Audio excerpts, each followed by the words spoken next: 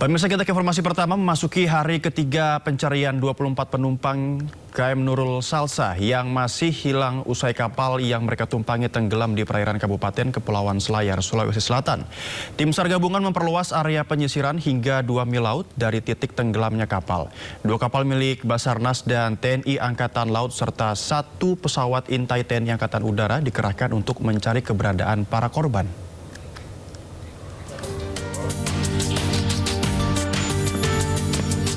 Hari ketiga pencarian 24 penumpang kapal motor Nurul Salsa yang tenggelam di perairan Pulau Polasi, Kabupaten Kepulauan Selayar, Sulawesi Selatan terus dilakukan. Area pencarian kini diperluas hingga 2 mil laut dari lokasi kejadian. Kapal Basarnas dan KRI Marlin 877 milik TNI Angkatan Laut dikerahkan untuk menyisir laut. Sementara pesawat pengintai Boeing B737-200 milik Lanut Sultan Hasanuddin melakukan penyisiran dari udara. Luas area pencarian akan kembali diperluas jika belum juga temukan para korban hilang. Hingga kini, tim SAR baru menemukan serpihan yang diduga berasal dari kapal motor Nurul Salsa tak jauh dari lokasi kapal tenggelam.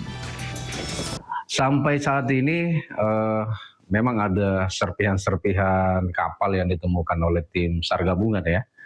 Dalam hal ini juga pihak pesawat intai TNI AU itu sempat melihat ada serpihan, tapi tidak jauh dari LKP atau Lost Non Position itu, atau tempat kejadian awal tidak jauh. Mungkin itu serpihan kapal yang pas tenggelam dia terhambur seperti itu. Jadi, terkonfirmasi saat ini yang kami kabarkan itu 74.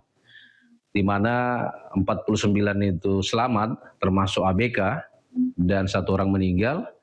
Jadi 50 yang sudah terevakuasi, dan dalam pencarian itu 24 saat ini. Sebelumnya kapal motor Nurul Salsa mati mesin ketika dalam perjalanan dari Pelabuhan Jampea menuju ke Pelabuhan Benteng, Kabupaten Kepulauan Selayar, Rabu kemarin. Kapal sempat terombang-ambing di lautan hingga tenggelam pada dini hari. Data sementara ada 74 penumpang di atas kapal, 1 orang meninggal dan 49 orang lainnya berhasil dievakuasi. Sedangkan 24 orang lainnya masih dinyatakan hilang. Tim SAR berharap korban hilang terdampar di pulau terdekat hingga dapat ditemukan selamat. Dari Makassar, Sulawesi Selatan, Wahyu Ruslan, iNews melaporkan. Tim penyidik Polri menyerahkan barang bukti kasus dugaan korupsi dan tindak pidana pencucian uang Febri Adriansyah dan Don Rito ke Kejaksaan Agung Jumat kemarin. Iya, ini dia momen ketika barang bukti diangkut menggunakan kendaraan taktis Brimob dari Polda Metro Jaya. Barang bukti terdiri dari box berukuran besar, 8 koper, 1 kardus, 1 brankas berisi uang tunai hingga batangan emas. Proses penurunan barang bukti mendapat pengawalan ketat dari aparat keamanan. Hal ini merupakan rangkaian pelimpahan penanganan perkara dari Polri ke Kejaksaan Agung.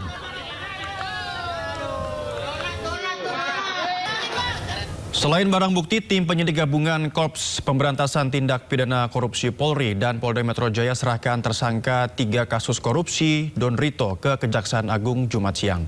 Penyerahan tersangka tersebut mendapat pengawalan ketat dari aparat kepolisian.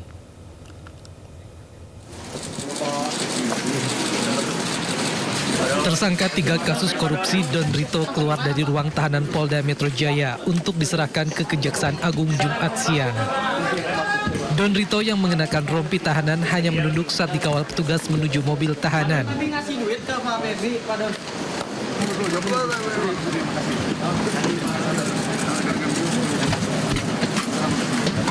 Tidak hanya tersangka Don Rito, barang bukti uang dan emas yang dimasukkan ke dalam sejumlah koper juga turut dibawa untuk diserahkan ke Kejaksaan Agung.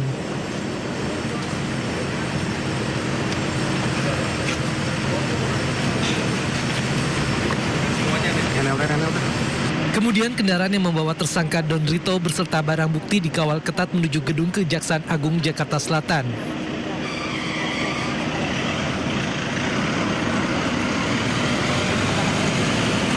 Setelah iring-iringan kendaraan tiba di gedung Kejaksaan Agung, tersangka Don Rito langsung dibawa masuk petugas tanpa menghiraukan pertanyaan awak media yang ada di lokasi.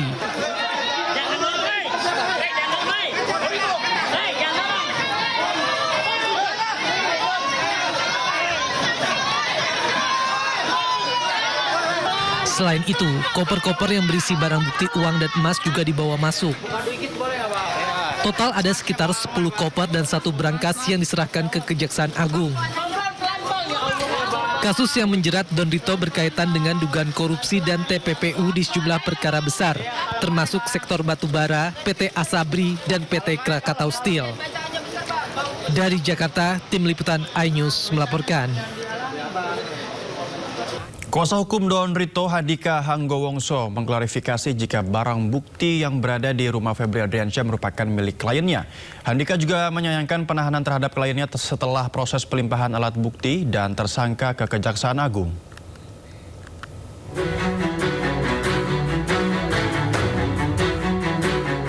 Handika Hanggowongso menyatakan uang dan emas 74 kg yang ditemukan penyidik di rumah mantan Jampitsus Kejaksaan Agung Febri Adriansyah di Sentul bukan milik Febri, melainkan milik kliennya Don Rito. Handika juga menjelaskan, rumah di Sentul dipinjam dari Febri oleh kliennya dan telah digunakan 2023 sebagai kantor yayasan. Rumah di Sentul itu tahun 2023 itu dimohon oleh klien kami kepada si pemilik. Untuk apa? Untuk digunakan sebagai backup operasional kantor yayasan. Pak Idon meminta izin membangun berangkas. Fungsinya buat apa? Untuk menaruh barang-barang berharga. Karena di situ nanti banyak aktivitas operasional yayasan. Nah, sekarang dikaitkan dengan temuan penggeledahan.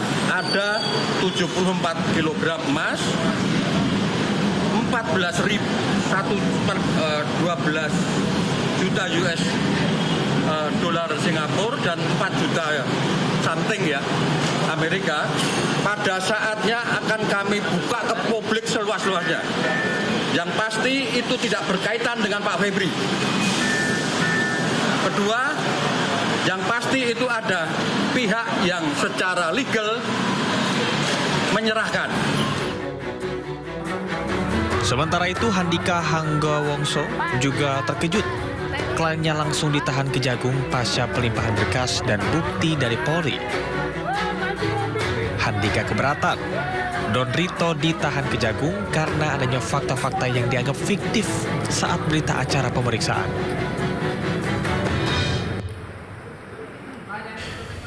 Dan untuk mengetahui informasi terkini seputar kasus dugaan korupsi oleh mantan Jampitsus, kita bergabung dengan rekan kami Ismalia Medasari dari kantor Kejaksaan Agung Jakarta Selatan. Ismalia, apa saja update kasus temuan emas 74 kg dan uang setengah triliun rupiah di rumah mantan Jampitsus Febri Adriansyah? Ismalia. Ya, selamat sore Noval dan juga pemirsa. Untuk update terbaru saat ini di Gedung Kejaksaan Agung memang tidak ada aktivitas apapun. Namun dapat kami informasikan Noval dan juga pemirsa, kemarin memang baru saja dari Kapus Penkum Kejagung ini menyatakan bahwa akan memeriksa mantan Jampitsus Febri Adriansyah sebagai tersangka. Dan kami mendapatkan informasi kemarin memang Febri sudah diperiksa. Ini dinyatakan berdasarkan konferensi pers dari kuasa hukum Febri Adriansyah yakni Hotman Paris dan juga Farisi, bahwa sebelumnya ini juga telah diperiksa dan telah menyerahkan surat kuasa kepada Hotman Paris dan juga Farisi untuk menjadi kuasa hukumnya. Dan ini juga menjadi pertanyaan mengapa sampai sekarang Febri belum ditahan seperti itu, Noval. Karena memang dari kuasa hukum Febri Adriansyah sendiri ini meminta supaya Febri tidak ditahan, dan ada beberapa poin kenapa kuasa hukum ini meminta untuk Febri tidak ditahan seperti itu. Dan untuk poin-poinnya ini ada beberapa, yakni bahwa kuasa hukum Febri ini menganggap bahwa Febri ini kooperatif setelah dinyatakan sebagai tersangka dan setelah mundur dari Jampitsus. Dan juga poin selanjutnya adalah barang bukti yang diduga terkait dengan penyidikan kliennya ini juga sudah dilakukan penyitaan dan sudah dalam kuasa penyidik seperti itu. Dan juga sebagai informasi, kemarin setelah mengadakan konferensi pers, kuasa hukum dari Febri Adriansyah ini menyatakan bahwa memang kliennya dicecar 18 pertanyaan ini terkait dengan dengan TPPU PT Asabri seperti itu. Dan seperti yang kita ketahui kemarin dari Kortas Tipikor Polri dan juga Polda Metro Jaya ini melimpahkan alat bukti dan juga satu tersangka ke Kejagung, yang dimana kemarin ada alat bukti bisa kami jabarkan ini ada 2 kontainer putih besar seperti itu, ada 8 koper, 1 kardus dan juga 1 brankas. Yang kita ketahui juga Nova dan juga pemirsa, untuk alat bukti ini berupa mata uang asing dan juga emas batangan dengan total berat 74 kg. Dan kemarin dari Kabid Humas Polda Metro Jaya dan juga Kapuspen Kejagung ini menyatakan bahwa alat bukti yang sudah diuji ini dinyatakan keasliannya seperti itu. Dan juga kemarin selain alat bukti yang dilimpahkan dari Kortas Tipikor ke Kejagung, ini ada 1 tersangka yakni Don Rito yang juga dilimpahkan ke Kejagung. Dan kemarin sekitar pukul 16.30 kemarin tersangka Don Rito ini keluar dari gedung Kejagung yang semula dibawa dari Kortas Tipikor ini memakai baju oranye, lalu keluar dari gedung Kejagung ini menggunakan rompi pink seperti itu. Kembali ke Anda, Noval. Baik, terima kasih Sumali atas laporan Anda. Selamat bertugas kembali. Pemirsa, Kabid Humas Polda Metro Jaya Kombes Pol Budi Hermanto menjelaskan bahwa seluruh barang bukti dinyatakan asli, termasuk dolar Amerika dan dolar Singapura serta emas 74 kg. Perkara lanjutan baik berupa rangkaian dari tanggal 11 berita acara administrasi penyidikan, hari ini barang bukti dan tersangka. Ini merupakan wujud secara sinergitas Kejaksaan Agung Republik Indonesia dan Kepolisian Republik Indonesia tetap mengedepankan etika kelembagaan dan nurani di dalam proses penyidikan. Kami laporkan kepada teman-teman sekalian bahwa pelaksanaan uji barang bukti berupa uang rupiah sebanyak 71.082 lembar dengan nilai nominal 6.059.506.200 dinyatakan asli berdasarkan hasil pemeriksaan Bank Indonesia melalui surat nomor 28/8 DPU tanggal 14 Juli 2026. Barang bukti berupa 74 batang emas lantakan dengan total berat 74 kilo 01459 gram atau sekitar 74,01 kilogram dinyatakan memiliki kadar 23 karat berdasarkan hasil pemeriksaan PT Pegadaian melalui surat nomor 271/0016.00/2026 tanggal 14 Juli 2026. Selanjutnya terkait tentang barang bukti uang dolar Amerika Serikat dengan nilai nominal 6.370.921 dinyatakan sebagai mata uang asli berdasarkan hasil pemeriksaan United States Secret Service melalui surat tanggal 16 Juli 2026. Pemeriksaan ini dilakukan melalui proses-proses yang sudah ditindaklanjuti baik fisik maupun laboratorium, serta barang bukti uang dolar Singapura dengan nilai nominal 16.068.804 dinyatakan sebagai mata uang asli berdasarkan berita acara pemeriksaan laboratoris kriminalistik Pusat Laboratorium Forensik Barreskrim Polri nomor lab 4675/DUF 2026 tanggal 17 Juli 2026. Termasuk terkait tentang beberapa mata uang valuta asing lainnya, ini juga dilakukan uji laboratorium forensik Barreskrim Polri nomor lab 4627/DUF 2026 tanggal 17 Juli 2026.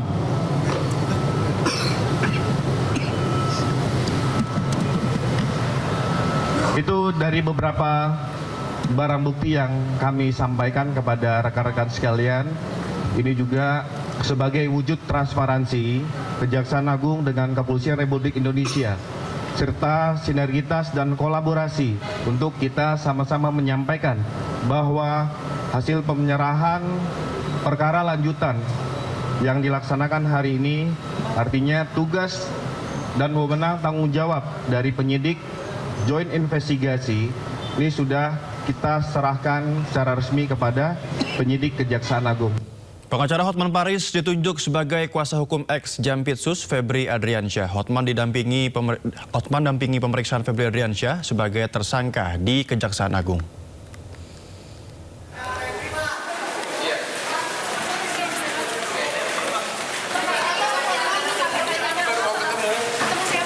Pengacara Hotman Paris Hutapea telah ditunjuk sebagai kuasa hukum mantan Jaksa Agung Muda bidang tindak pidana khusus Febri Adriansyah. Hotman pun mendampingi Febri menjalani pemeriksaan di Gedung Kejaksaan Agung Jakarta. Hotman mengatakan Febri diperiksa sebagai tersangka dalam kasus dugaan tindak pidana korupsi dan tindak pidana pencucian uang. Sebelumnya Hotman mengungkapkan ditunjuk sebagai kuasa hukum Febri. Surat kuasa diserahkan kepadanya pada Jumat pagi. Tim Liputan Anyus melaporkan. Setelah diperiksa sekitar 11 jam dengan 18 pertanyaan, tersangka korupsi dan pencucian uang Febri Adriansyah tidak langsung ditahan. Menurut kuasa hukumnya Hotman Paris, Febri baru diperiksa kasus korupsi di PT Asabri.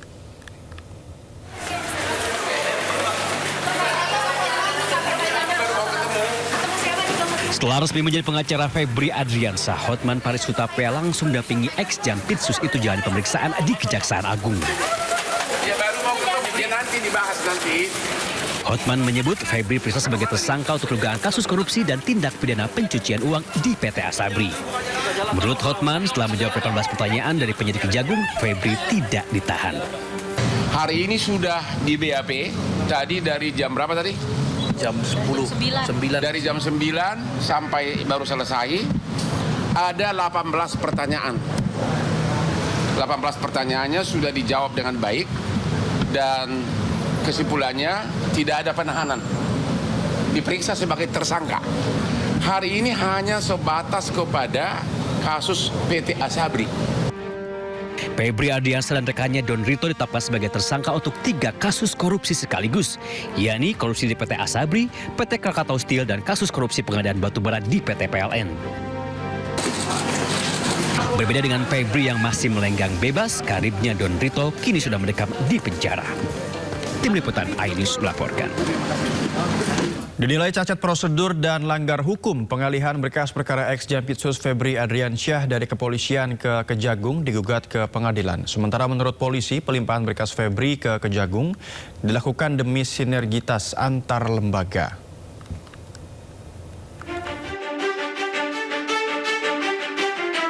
Selain timbulkan kemarahan publik, kasus mega korupsi yang menyeret nama ex Jampitsus Febri Adriansyah juga timbulkan kontroversi.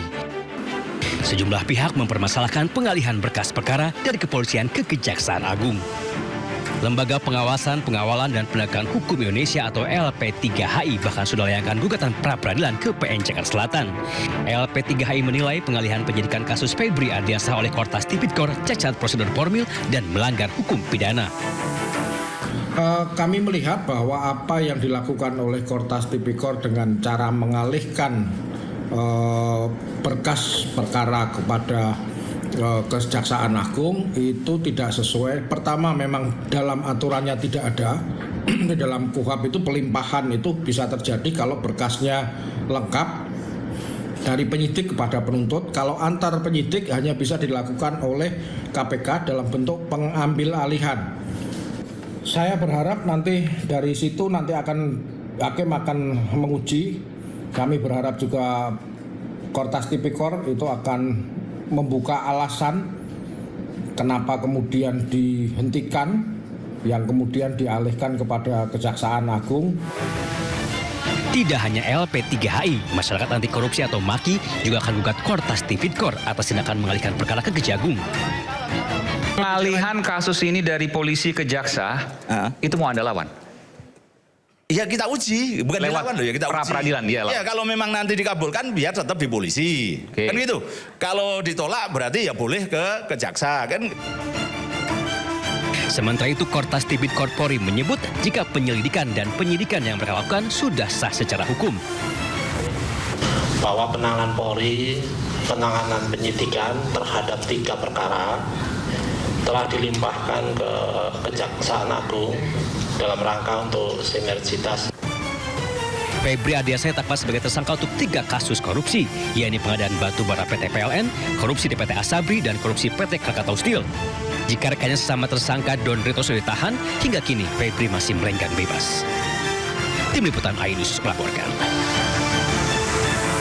Sementara itu, pakar hukum pidana Hipnu Nugroho menyebut pengajuan gugatan sidang pra-peradilan atas pelimpahan berkas Febri Ardiansyah dari kepolisian ke Kejagung secara hukum sah dilakukan. Menurut Hipnu, jika gugatan dikabulkan hakim, maka pelimpahan berkas perkara dari penyidik ke penuntut umum adalah keliru.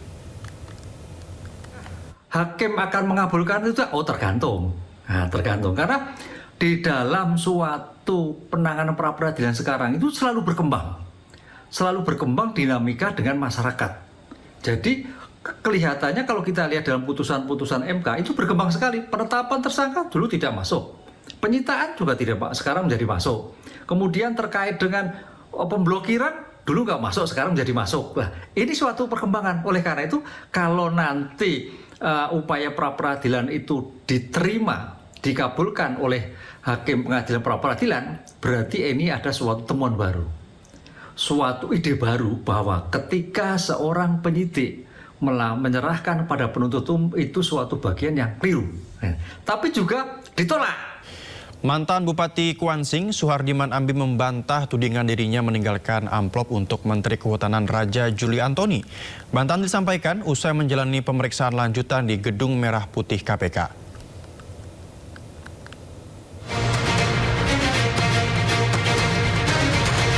Mantan Bupati Kuantan Singingi Kuansing, Suhardiman Ambi membantah pernah memberikan amplop kepada Menteri Kehutanan Raja Juli Antoni.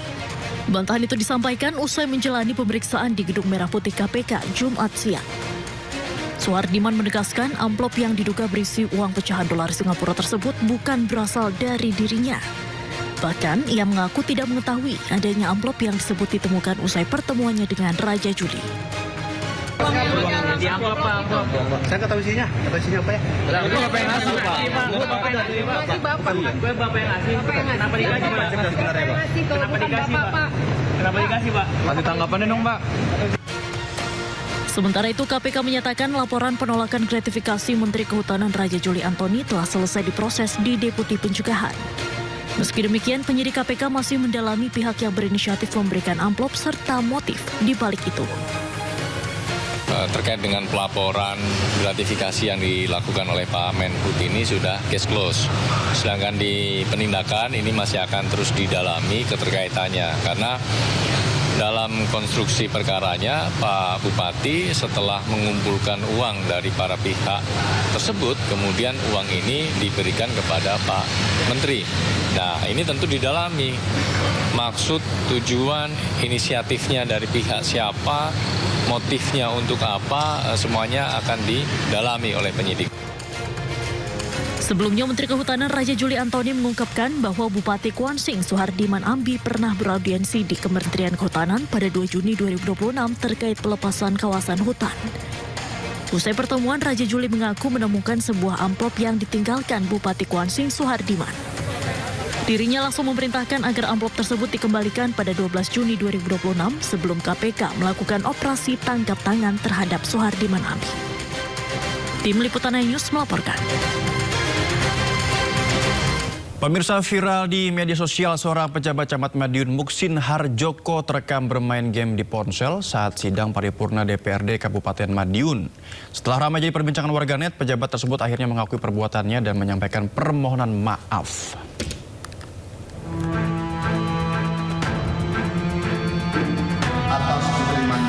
Viral di media sosial, seorang pejabat tengah asyik bermain game di telepon genggamnya di tengah rapat paripurna DPRD Kabupaten Madiun. Atas diterimanya predikat opini wajar tanpa pengecualian atau WTP yang ke-13 kalinya, atas diterimanya. Video berdurasi sekitar 18 detik itu pertama kali diunggah pada 15 Juli dan langsung mendapat beragam tanggapan dari para warganet. Awalnya, Sekretaris DPRD Kabupaten Madiun membantah dengan menyebut bahwa sosok pejabat yang viral tersebut bukanlah anggota DPRD. Dari pihak DPRD memastikan itu bukan anggota. Yang jelas bukan anggota dewan. Iya, yang jelas bukan anggota dewan. Tapi kalau memang ruangan itu tempat yang dikira. Ya, ruang rapat paripurna. Memang ruang rapat paripurna. Ruang rapat paripurna. Iya, cuma caranya paripurna waktu apa, tanggal berapa kita juga belum tahu pasti. Namun setelah ramai menjadi perbincangan luas, Camat Madiun Muksin Harjoko akhirnya memberikan klarifikasi. Ia mengakui bahwa sosok dalam video tersebut adalah dirinya dan menyampaikan permintaan maaf. Saat itu, Muksin tengah menghadiri sidang paripurna dengan agenda pandangan umum fraksi yang digelar di ruang paripurna DPRD Kabupaten Madiun pada akhir bulan Juni lalu. Ia pun berdalih permainan game dilakukan untuk melepas penat sebelum rapat resmi dimulai. Betul, saya pada waktu paripurna sebagai Camat Madiun. Dan juga menanggapi pemberitaan medsos persoalan publik yang beredar di video kemarin itu, memang kami mengikuti sidang paripurna. Kami menyadari bahwa tindakan itu menimbulkan persepsi yang negatif, padahal pada waktu itu hanya masih pra-acara kegiatan paripurna.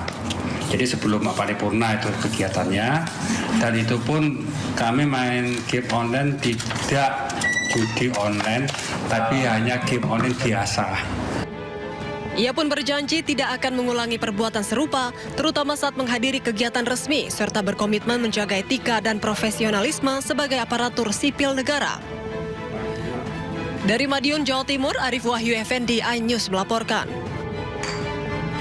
Ketua DPRD Riau Kaderismanto bersama Ketua Fraksi DPRD Riau menyampaikan permohonan maaf kepada masyarakat Riau. Permohonan maaf ini terkait insiden bentrok dua pendukung anggota DPRD Riau pada Kamis kemarin.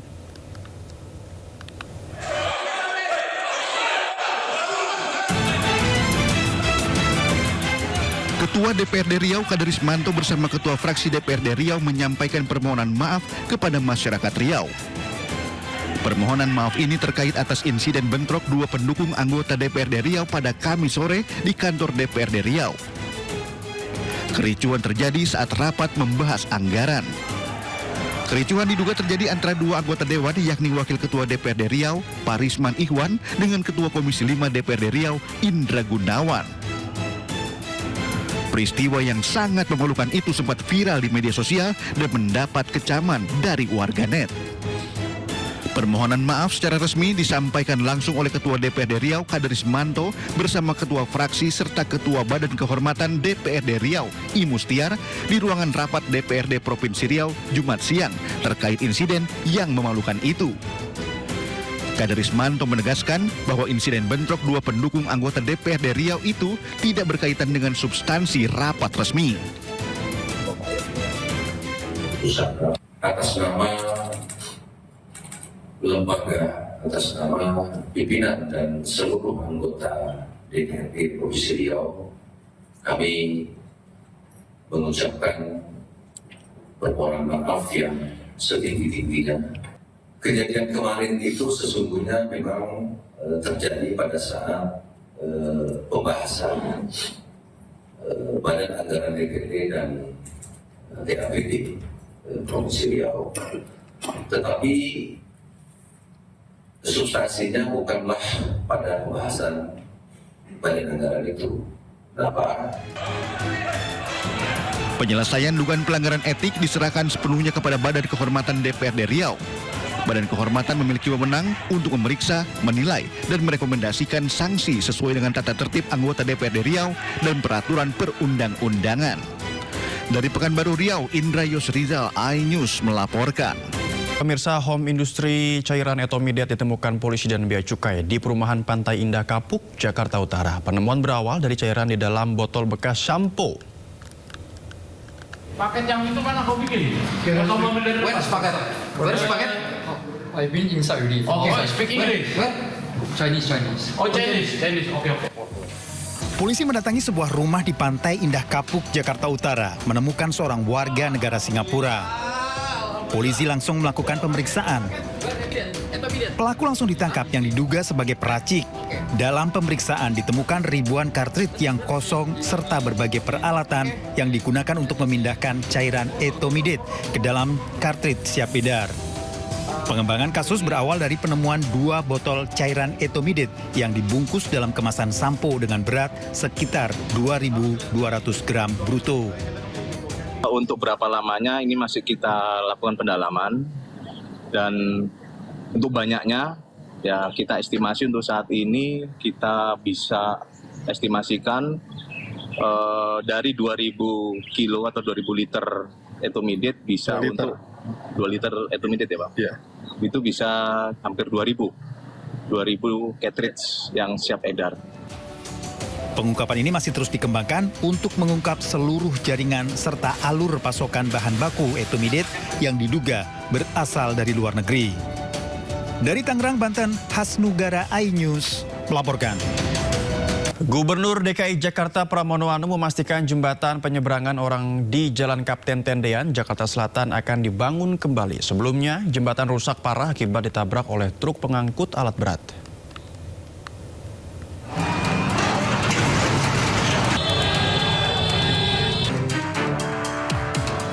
Jembatan penyeberangan orang atau JPO di Jalan Kapten Tendean, Jakarta Selatan akan dibangun kembali. Gubernur DKI Jakarta menegaskan JPO wajib dibangun karena merupakan titik strategis penyeberangan orang. Pihaknya akan mencari alternatif pendanaan untuk pembangunan JPO. Sambil menunggu JPO dibangun, Pemprov DKI Jakarta berkoordinasi dengan Kementerian Perhubungan agar pejalan kaki bisa menggunakan zebra cross terlebih dahulu. Jadi yang untuk JPO Tendean yang akan ada penyelesaian untuk jangka pendek dan jangka panjang. Jangka pendeknya saya sudah meminta kepada Dinas Perhubungan untuk melakukan koordinasi dengan Kementerian Perhubungan, memintakan izin apakah itu bisa digunakan untuk zebra cross dalam jangka pendek dulu. Karena kalau harus dibangun JPO baru itu kan takes time. Tetapi saya sudah memerintahkan juga untuk segera dibangun JPO baru. Bahwa itu apakah melalui APBD, creative financing, GSR dan sebagainya atau naming rights sekarang kita lakukan, dan minggu depan ini kami rapatkan segera kami putuskan. Karena itu nggak bisa ditunda-tunda. Itu adalah JPO yang sangat-sangat strategis. Sebelumnya JPO di Jalan Kapten Tendean dibongkar usai ditabrak truk pengangkut alat berat Selasa lalu. Truk melebihi batas maksimal ketinggian kendaraan yang boleh melintas sehingga menabrak JPO. Akibatnya JPO rusak parah, sementara kerugian yang ditimbulkan ditaksir mencapai miliaran rupiah. Dari Jakarta, tim liputan iNews melaporkan. Sementara itu, jembatan penyeberangan orang di Kemayoran, Jakarta Pusat retak dan bergoyang saat dilewati. Kondisi ini memicu kekhawatiran warga dan pengendara. Kerusakan pada JPO Kemayoran ini sebelumnya ramai diperbincangkan warga di media sosial. Setelah ditelusuri, terdapat sedikitnya 7 titik retakan pada lantai JPO. Meski masih dapat digunakan, kondisi ini membuat pejalan kaki mengaku was-was saat melintasi JPO. Mereka berharap pemerintah segera memeriksa dan memperbaiki jembatan demi keselamatan warga.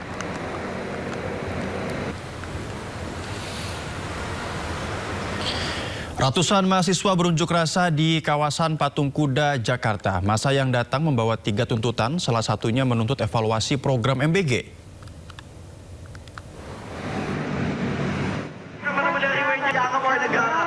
Bagaimana mungkin? Apakah kalian sedih melihat itu? Ratusan mahasiswa dari berbagai elemen berunjuk rasa di dekat Monumen Patung Kuda Menteng, Jakarta Pusat.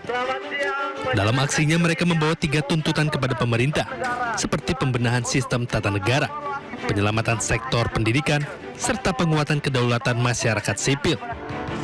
Masa juga menuntut adanya evaluasi program MBG yang syarat akan banyak korupsi. Ya terpaksa beli Pertamax juga. Jadi ya krisis-krisis yang bertumpuk-tumpuk ini dan harga biaya hidupnya itu naik ya. Jadi kayak makan itu aja sulit buat banyak orang. Itu kenapa banyak sekali yang kayak namanya stunting dan sebagaimananya. Walaupun udah ada program MBG yang katanya bagus kayak gitu, tapi kenyataannya enggak. Program MBG itu banyak buruknya. Karena walaupun itu adalah program yang memang terdengar sosialis, tapi inti dari program MBG adalah ya korupsi. Melalui aksi ini, masa berharap pemerintah dapat menjadikan berbagai tuntutan terkait kebijakan ekonomi dan kesejahteraan masyarakat sebagai bahan evaluasi. Dari Jakarta, Jen Cahyani, Damaru Caksono, iNews melaporkan. Beralih ke informasi lain, pemirsa, Presiden Prabowo Subianto meminta evaluasi menyeluruh program makan bergizi gratis dan tertibkan SPPG nakal. Permintaan Prabowo tersebut diungkap saat rapat terbatas bersama jajaran Kabinet Merah Putih, pimpinan lembaga negara, Panglima TNI, serta para Direktur Utama BUMN strategis di Istana Merdeka. Selain evaluasi dan penertiban SPPG nakal, Prabowo juga membahas langkah penguatan pelaksanaan program makan bergizi gratis. Prabowo dengan menegaskan setiap program prioritas negara harus dijalankan secara disiplin, tepat sasaran dan bebas dari segala bentuk penyimpangan.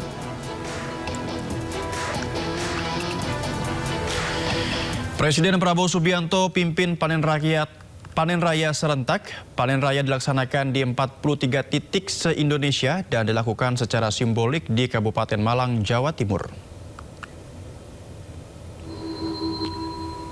Pada asalnya menyelesaikan ya, Bapak. Panen raya serentak di 43 titik se-Indonesia dipimpin secara simbolik oleh Presiden Prabowo Subianto di Kabupaten Malang, Jawa Timur. Kegiatan meliputi panen tebu dengan didampingi TNI Angkatan Udara di 8 titik lokasi, panen padi di 31 titik lokasi, bersama TNI Angkatan Darat dan panen kedelai dengan TNI Angkatan Laut di 4 lokasi. Kegiatan ini menjadi wujud sinergi TNI dalam mendukung percepatan terwujudnya swasembada pangan nasional. Selain memimpin panen raya serentak, Presiden Prabowo juga meninjau stand-stand program TNI dalam mewujudkan ketahanan pangan nasional. Izin Bapak Presiden, target swasembada gula konsumsi. Dalam acara panen raya, Presiden Prabowo Subianto tegaskan bahwa kelaparan hingga kemiskinan harus diberantas. Selain melakukan efisiensi anggaran, Prabowo menyebut bila perlu memangkas anggaran pertahanan untuk hapus kemiskinan. Kita harus hilangkan kelaparan. Kita harus hilangkan kemiskinan. Kemiskinan, apalagi kemiskinan ekstrim, harus kita hilangkan. Insya Allah kita akan hilangkan. Saudara-saudara sekalian, kita akan hemat anggaran kita.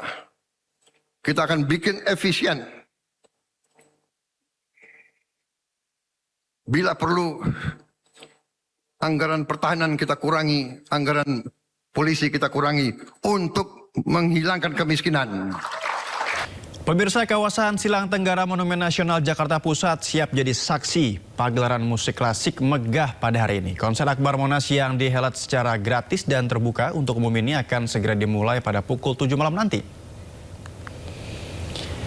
Jelang beberapa jam sebelum acara dimulai, kondisi di Silang Tenggara Monas sudah dipenuhi kesibukan panitia. Dari pantauan di lokasi, panggung megah dan sistem tata suara berskala besar sudah berdiri kokoh, siap menampilkan pertunjukan orkestra dan paduan suara memukau. Pagelaran ini bertujuan untuk memperkenalkan sekaligus menumbuhkan kecintaan masyarakat Indonesia terhadap musik klasik. Oleh karena itu, acara ini dirancang sedemikian rupa agar dapat dinikmati oleh segala kalangan. Panitia akan membuka pintu masuk area konser mulai pukul 5 sore ini. Warga diimbau untuk datang lebih awal agar bisa mendapatkan posisi terbaik. Mengingat acara ini bersifat gratis tanpa perlu melakukan registrasi apapun.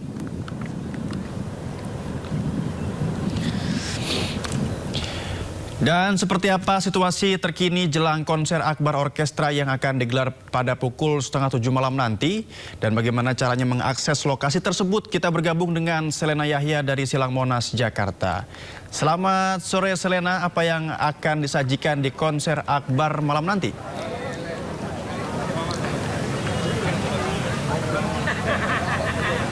Ya, Ya, selamat sore Noval dan juga pemirsa. Jika bisa diartikan nih, musik adalah bahasa cinta yang layak didengarkan bagi segala kalangan tanpa terkecuali. Contohnya adalah saat saya berdiri di sini, saya ingin menikmati konser akbar yang berlokasi di Monas. Ini tepatnya di sisi Silang Tenggara Monas yang dapat diakses dari depan pintu Gambir, begitu Novel dan juga pemirsa. Kalau dari pantauan kami sejak tadi sore, memang banyak sekali masyarakat yang antusias untuk menikmati indahnya atau merdunya suara dari orkestra pada malam hari nanti, yang rencananya akan dimulai di pukul 7 malam nanti. Namun memang saking antusiasnya nih Novel dan juga pemirsa, masyarakat sudah mengantri sejak tadi pukul jam 3 sore dan antriannya sangat mengular. Maka kalau bisa dilihat ya, dari kursinya ini udah lumayan penuh. Jadi jika Novel dan juga pemirsa ingin mendengarkan musik secara gratis tanpa adanya registrasi, dan tentunya ini mudah banget diaksesnya ya pemirsa dan juga Novel, ini bisa langsung ke Silang Monas sisi Tenggara dan langsung bisa datang untuk menikmati indahnya orkestra yang memang didirikan atau digagas idenya oleh Stephen Tong dari Aula Simfonia Jakarta. Demikian Novel, kembali ke Anda di studio. Baik, terima kasih Selena atas laporannya. Selamat bertugas kembali. Lapas perempuan di Kota Bandung menggelar pertunjukan kolosal yang merupakan hasil latihan selama 3 bulan. Aksi ratusan warga binaan ini akan dicatat dalam Museum Rekor Indonesia sebagai pertunjukan kolosal pertama di dalam lapas.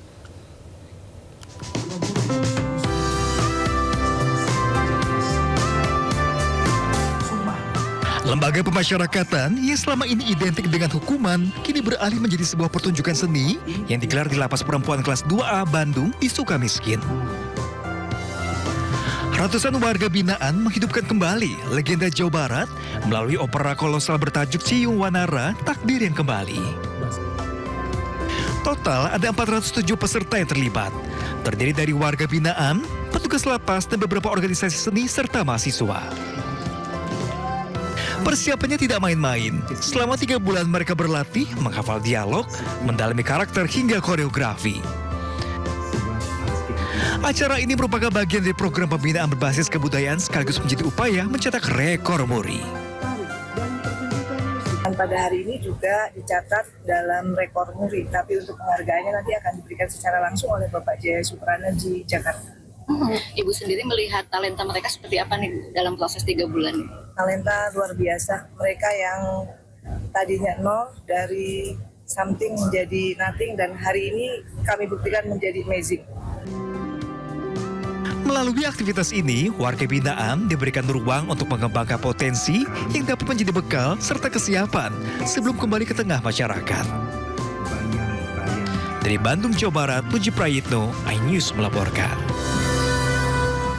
BPIP resmi membuka diklat bagi calon paskibraka tingkat pusat tahun 2026. Hari kedua diklat 76 capaskah berkeliling Taman Mini Indonesia Indah untuk materi mengenal Indonesia. Ya, ini dia sebanyak 76 siswa dan juga siswi pilihan yang mewakili 38 provinsi di Indonesia akan jalani latihan intensif persiapan upacara HUT RI ke-81 Agustus mendatang. Namun, capaska akan mengikuti pendidikan kilat atau diklat terlebih dahulu. Pada hari kedua diklat, capaska mengunjungi Taman Mini Indonesia Indah dengan materi mengenal Indonesia. Mereka diajak untuk mengenal lebih dekat keragaman budaya Indonesia. Kegiatan ini diharapkan mampu menumbuhkan rasa cinta tanah air dan memperkuat wawasan kebangsaan sebagai capaska. Halo rekan-rekan.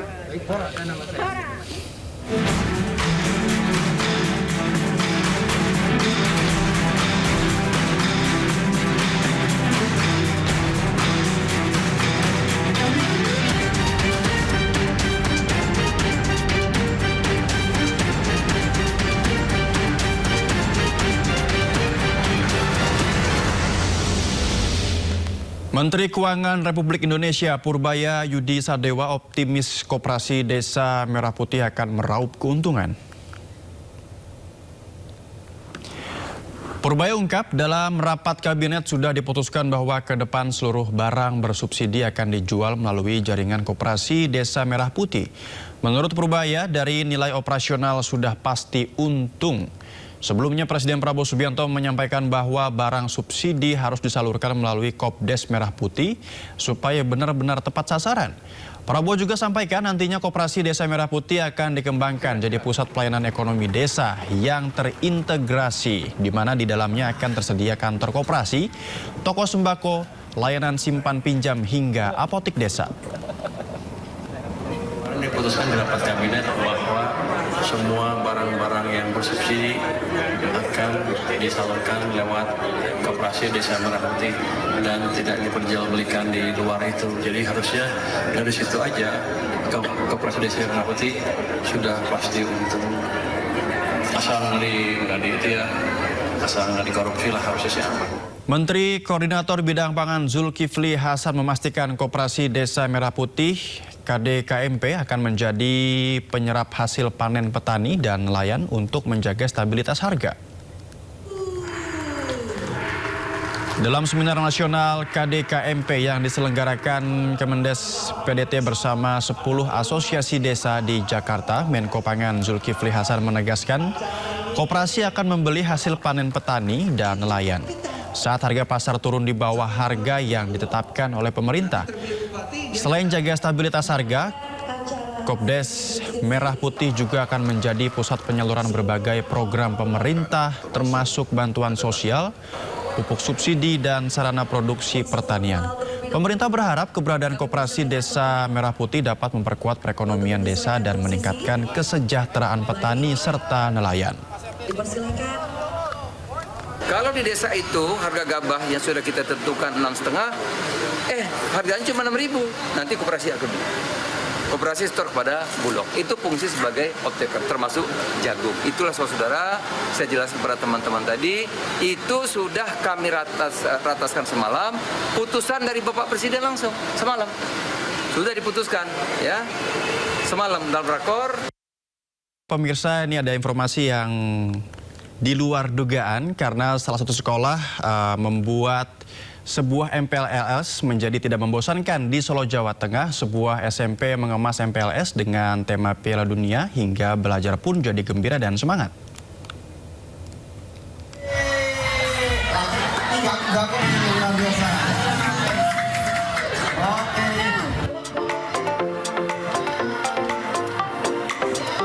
Inilah suasana MPLS hari terakhir di SMP Muhammadiyah PK, Kota Surakarta. Para siswa tampak riang dan semangat mengikuti hari terakhir MPLS yang mengusung tema Piala Dunia.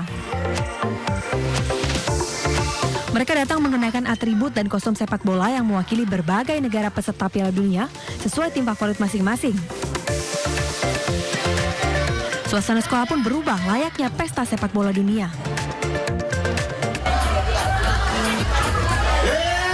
Tadi menang Piala Dunia, tentang Piala Dunia. Menyenangkan, sangat seru. Bisa memperkenalkan lingkungan sekolah. Keseruan berlanjut saat seorang penampil menunjukkan aksi freestyle dengan juggling bola di hadapan ratusan siswa. Atraksi tersebut disambut tepuk tangan dan sorak-sorai dari para peserta MPLS. Tema sepak bola Piala Dunia nih ya, karena momentum Piala Dunia nih. Ada yang pakai jersey Argentina nih, ada yang Spanyol, ada yang Perancis dan sebagainya. MPLS kali ini adalah bagaimana mereka bisa mengeksplor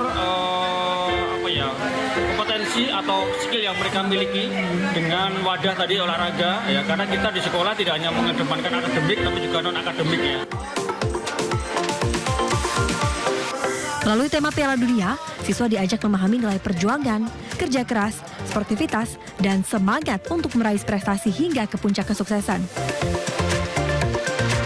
Koresponden Septiantoro, iNews melaporkan. Dinilai banyak kecurangan dalam sistem penerimaan siswa baru atau SPMB tahun 2026, sejumlah orang tua calon siswa menggeruduk kantor pemerintah Kota Bekasi, Jawa Barat. Para orang tua yang anaknya tidak diterima di sekolah SMP negeri mendesak Dinas Pendidikan Kota Bekasi untuk membuka data penerimaan siswa baru. Inilah jawaban yang diterima oleh rakyat Bekasi. Lihat semuanya. Inilah. Apa ini semua? Apa semua? Para orang tua dan mahasiswa melakukan aksi protes SPMB SMA Negeri di kantor pemerintahan Kota Bekasi. Peserta aksi menilai banyak siswa titipan dan tidak transparan dalam sistem penerimaan siswa baru.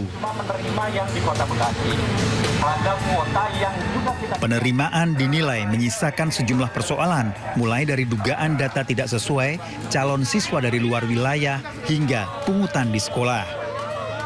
Itu diisukan di SMP 32 Kota Bekasi ya, Arenjaya. Itu terakhir kemarin di MPLS pertama aja saya sudah datangi oleh istri saya, itu di kisaran 4 juta bisa masuk. Sebelum-sebelumnya 2,5 juta dijamin masuk. Yang bilang 4 juta itu yang beredar di orang tua, di grup-grup orang tua.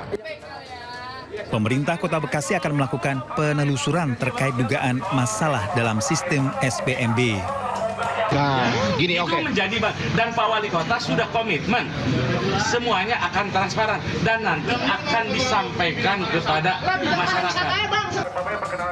Para pengunjuk rasa meminta pemerintah Kota Bekasi untuk melakukan investigasi dan membuka hasilnya kepada publik jika ditemukan adanya pelanggaran dalam proses SPMB tahun ini. Dari Bekasi, Jawa Barat, Rahmat Hidayat, iNews melaporkan. Sejumlah warga menutup jalan ke SMA Negeri 1 di Lampung Timur, Lampung karena 3 siswa tidak lolos SPMB. Warga protes karena telah menghibahkan tanah ke sekolah.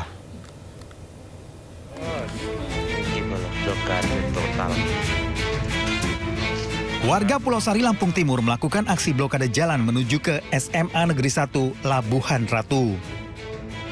Blokade jalan ini karena 3 anak desa Pulau Sari tidak lolos dalam penerimaan murid baru tahun ajaran 2026-2027 di SMA Labuhan Ratu yang jaraknya sesuai aturan penerimaan jalur zonasi.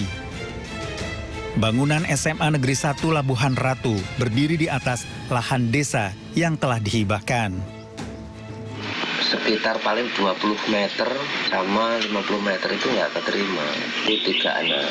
Kalau dulu kan bentuknya perjanjian lisan, nggak tertulis.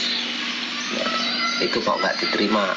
Yang diformalitaskan dulu katanya mendirikan SMA negeri di sini itu mau prioritaskan anak sekitar. Warga berharap pihak sekolah dapat memberikan keterangan atas tidak lolosnya 3 anak desa Pulau Sari. Dari Lampung Timur, Lampung, Tinus Ristanto, iNews melaporkan. Pemirsa, ironi dunia pendidikan masih terjadi di Jember. Para guru sebuah sekolah dasar negeri harus datangi rumah warga demi mendapatkan siswa baru. Sedangkan di Tuban hanya ada 1 siswa baru di tahun ajaran ini.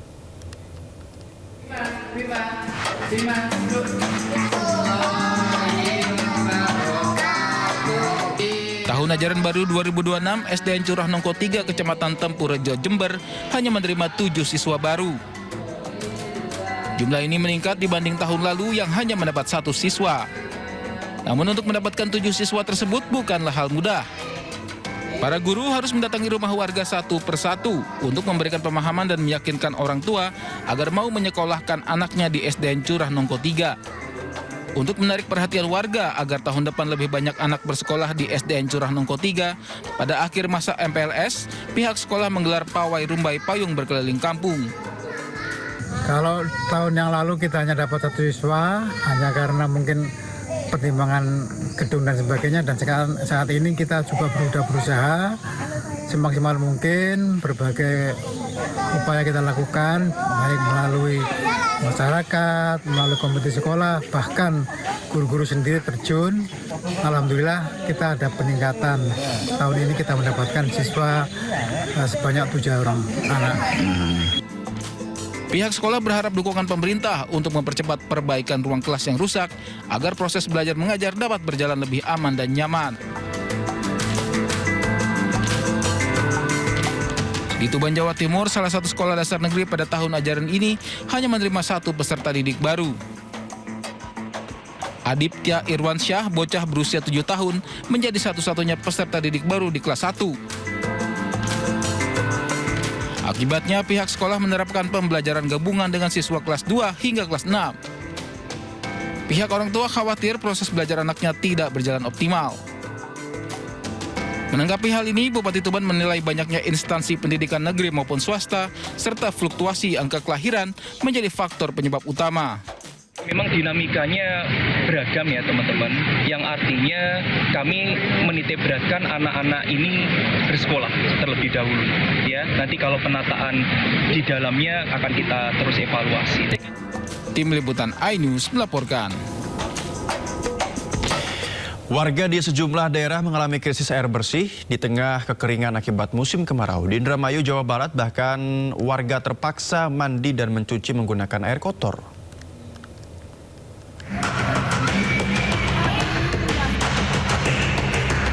Warga di sejumlah desa di Kabupaten Pandeglang, Banten mengalami krisis air bersih.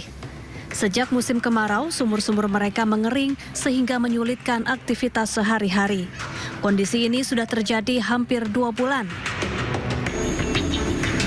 Warga pun harus mengantre untuk mendapat air bersih dari mobil tangki bantuan pemerintah daerah. Sebagian warga juga ada yang rela berjalan kaki cukup jauh menuju sungai. Hampir 2 bulan. Sejauh ini untuk memenuhi kebutuhan air bersih, suka nyari kemana, Bu? Kemana aja, paling ke sumur-sumur sekarang udah kering. Ya kemana aja gitu, nyari-nyari. Paling ke itu apa namanya, kolam-kolam orang kita cari. Kolamnya juga udah kering sekarang, udah nggak ada. Ke sungai-sungai. Sementara itu, warga di Kabupaten Pangandaran, Jawa Barat terpaksa mengandalkan sumur tua yang masih menyimpan air. Setiap pagi dan sore, warga berjalan kaki menuju sumur sambil membawa jerigen dan ember. Sebab sumur ini merupakan sumber air satu-satunya di tengah kekeringan akibat musim kemarau. Pemda setempat berkoordinasi dengan BPBD untuk menyalurkan bantuan air bersih kepada warga.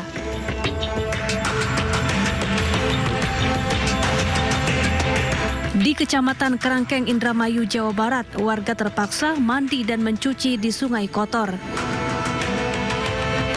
Adapun untuk air minum dan memasak, warga terpaksa membeli air galon. Air kotor yang tidak layak ini selalu dialami warga setiap musim kemarau tiba. Meski krisis air sudah berbulan-bulan, namun menurut warga, pemerintah setempat belum memberikan bantuan air bersih. Tim Liputan iNews melaporkan.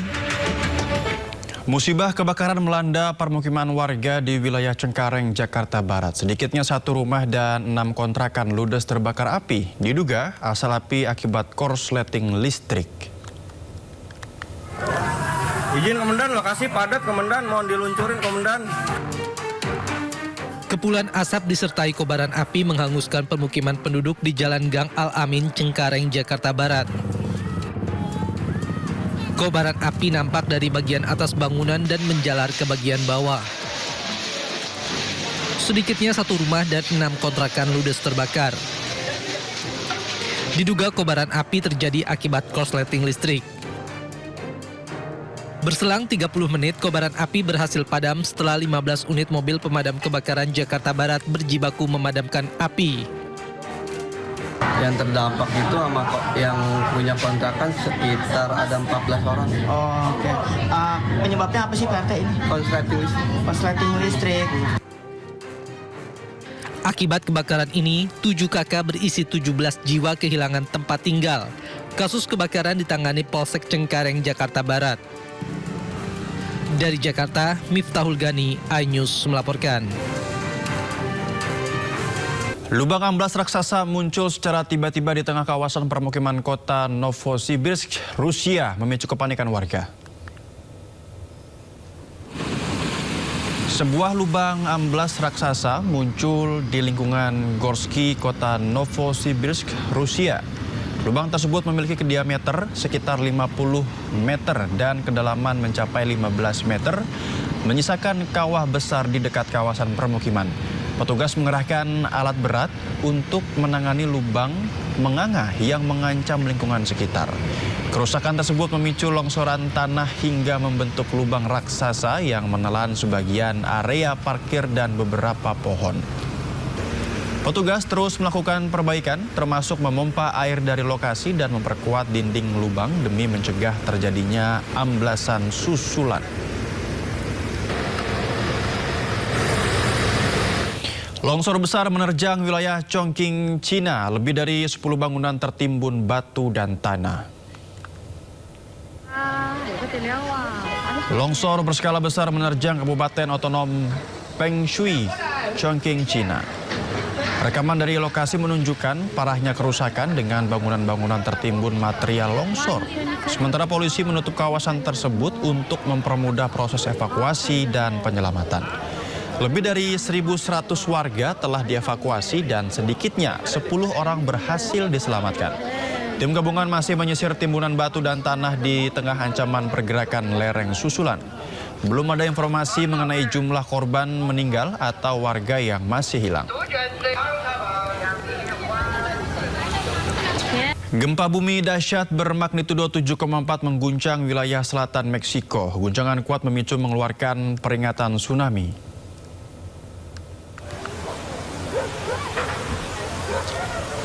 Gempa bumi bermagnitudo 7,4 mengguncang wilayah selatan Meksiko pada Jumat waktu setempat. Menurut Badan Survei Geologi Amerika Serikat, epicentrum gempa berada di lepas pantai Puerto Madero, negara bagian Chiapas dekat perbatasan Meksiko dan Guatemala. Guncangan yang terasa sangat kuat memicu kepanikan di berbagai daerah. Gedung-gedung bergoyang hebat memaksa warga berlari menyelamatkan diri.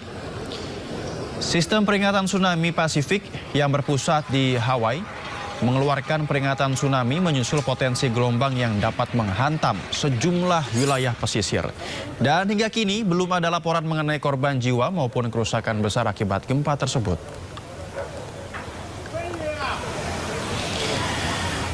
Pemirsa, kebakaran hutan besar melanda timur laut Spanyol dan terus meluas hingga menghanguskan ribuan hektar lahan. Iya, kita lihat kebakaran hutan ores terus mengamuk di wilayah timur laut Spanyol dengan luas area terbakar diperkirakan mencapai 12.000 hektar. Kita lihat situasinya sangat merah membara. Petugas pemadam kebakaran bersama unit darurat militer Spanyol berjuang menghentikan laju api yang mengancam kota Un Castillo yang sebelumnya telah dievakuasi. Sementara asap tebal dan kobaran api terus menjalar di antara hutan dan semak belukar. Pemerintah pusat dan otoritas daerah terus mengkoordinasikan upaya pemadaman demi mencegah kebakaran meluas dan mengancam lebih banyak permukiman.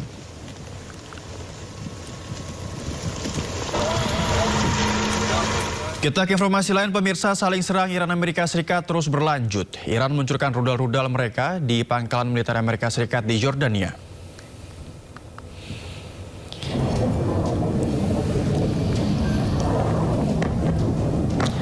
Rekaman amatir yang diambil warga memperlihatkan rudal-rudal Iran menggempur pangkalan militer Amerika Serikat di Yordania pada malam hari.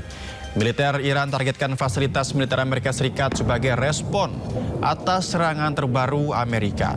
Selain di Yordania, Iran juga menyerang pangkalan militer Amerika lainnya di Kuwait dan negara Arab Sekutu Amerika Serikat.